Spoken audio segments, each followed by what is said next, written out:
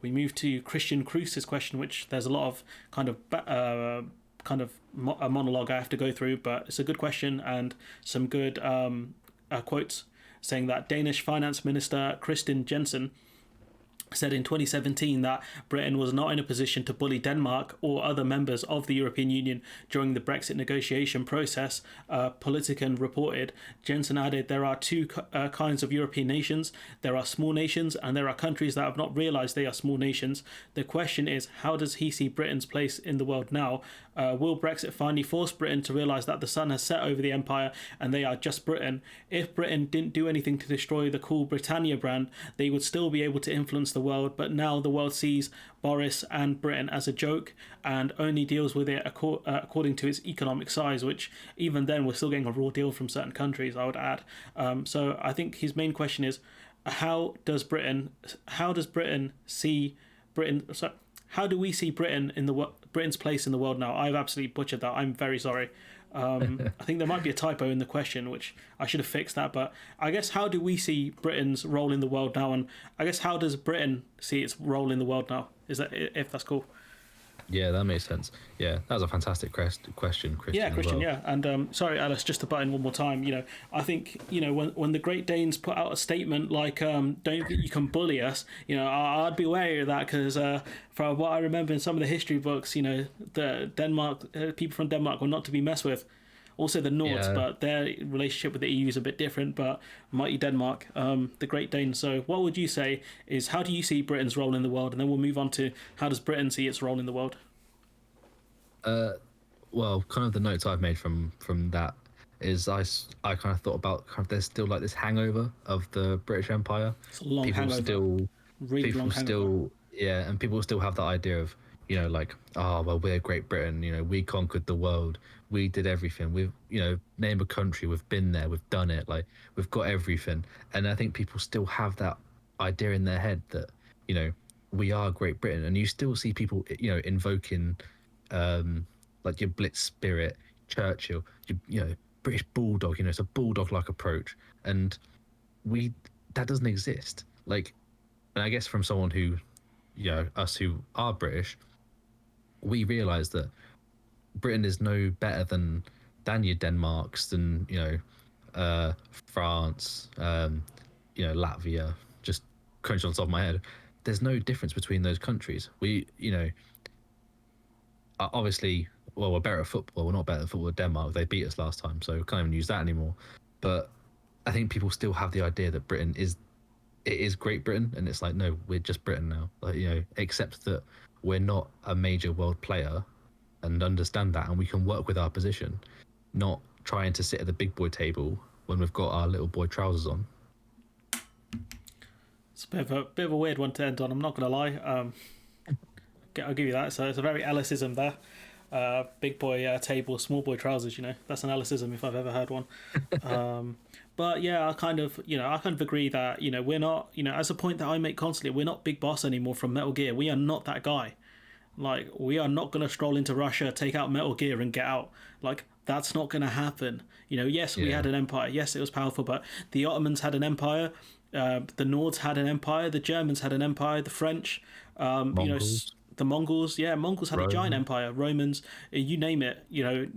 A lot of countries had empires, and those empires are gone. That time is over.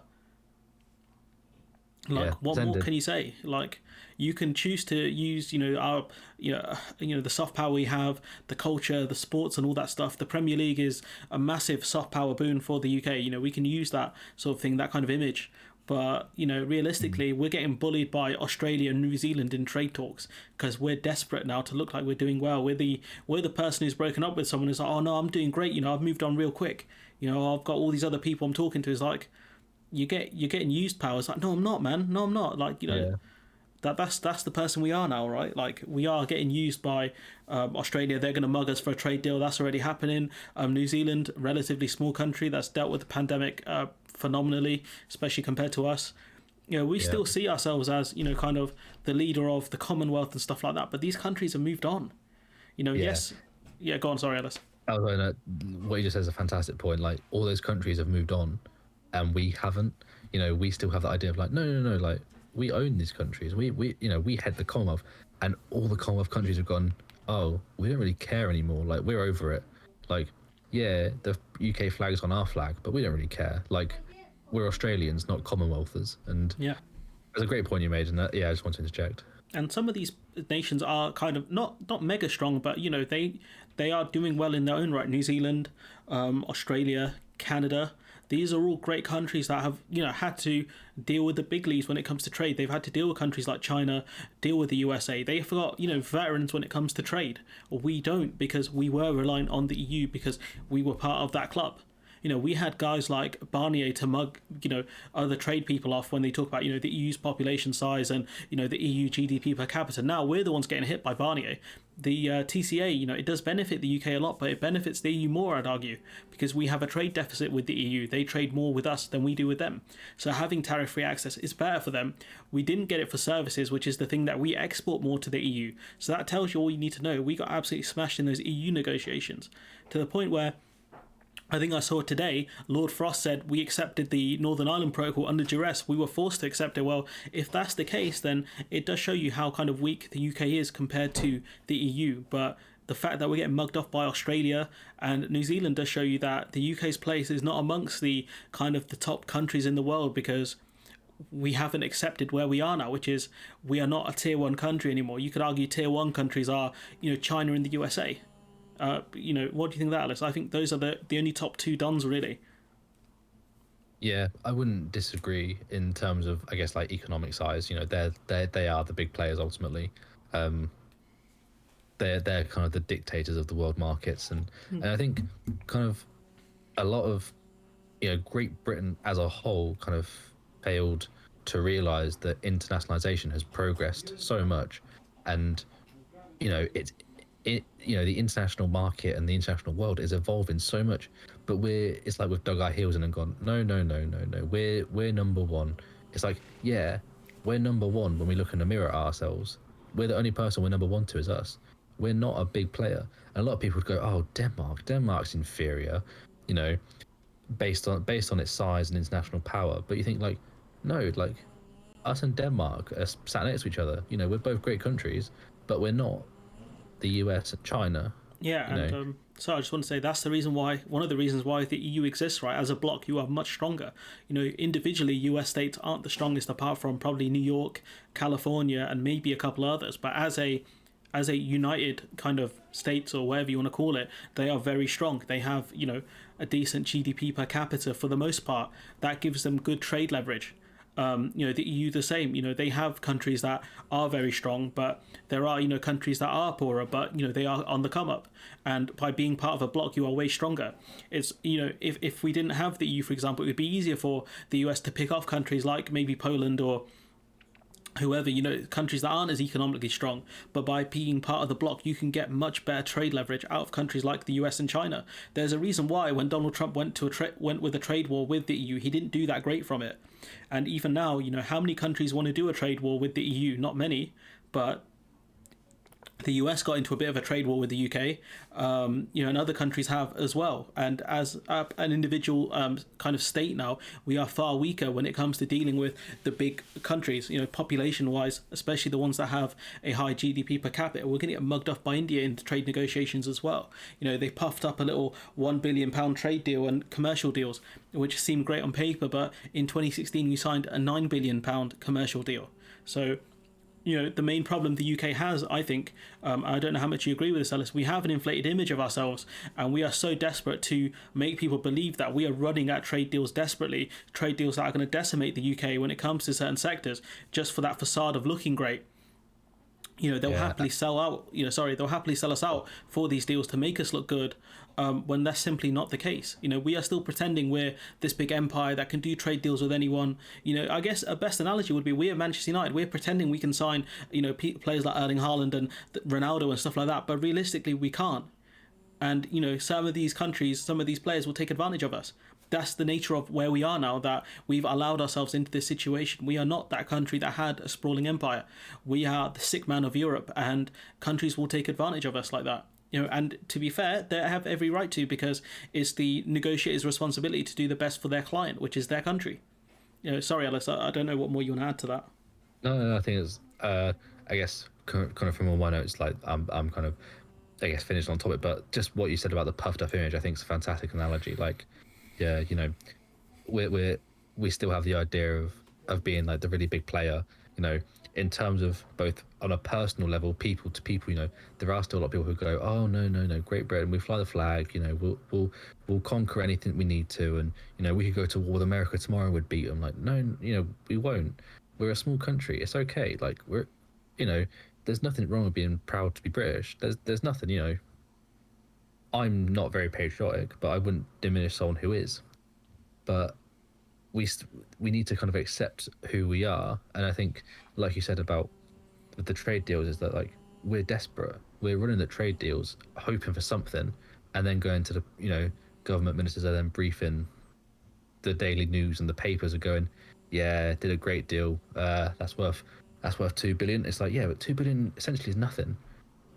We need so much more than that, and I think people still have that the puffed up idea. I think is a great analogy, and going back to Christian and Denmark and what um, the finance minister came out and said, he's ultimately spot on. I wouldn't disagree with the word he said, and I don't know much about Denmark, but you've got my respect, Denmark. I'll have to come visit sometime. I was going to say, what do you think? How does the UK kind of see itself now? How does Britain see itself? What would you say to that? And when are we going to realise that the sun has set on the empire? We are just Britain anymore. We are just Britain now.